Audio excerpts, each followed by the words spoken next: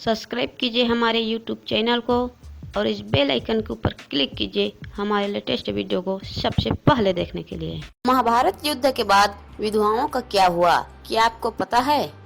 नमस्कार दोस्तों, स्वागत है आप सभी का हमारे YouTube चैनल पर। दोस्तों, महाभारत युद्ध पौराणिक युग में लड़ा गया सबसे बड़ा युद्ध था, जिसमें लाखों की संख्या में योद्धा वीर गति को प्राप्त हुए थे।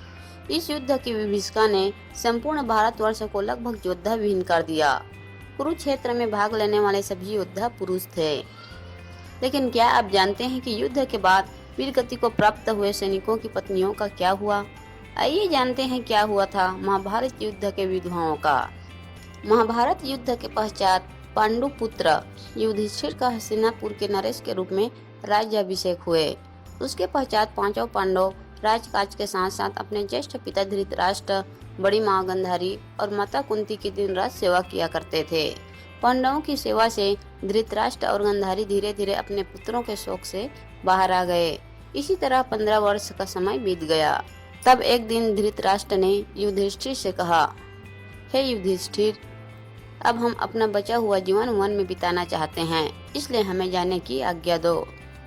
अपने ज्येष्ठ पिता की बातों को सुनकर युधिष्ठिर दुखी हो गए, परंतु विदुर के समझाने पर उन्होंने धृतराष्ट्र सहित गांधारी, माता कुंती और विदुर को वन जाने की आज्ञा दे दी। उसके अगले दिन धृतराष्ट्र, गांधारी, कुंती, विदुर और संजय सन्यासी का रूप धारण कर वन को प्रस्थान कर गए। कुछ समय बाद युद्ध में मारे गए योद्धा एक एक कर गंगा जल में डुबकी लगाकर अदृश्य होने लगे। यह देख महर्षि वेद व्यास ने विधवा स्त्रियों से कहा कि जो स्त्रियां अपने पति के साथ उनके लोग जाना चाहती है, वह गंगा के इस पवित्र जल में अपना जीवन त्याग कर जा सकती है।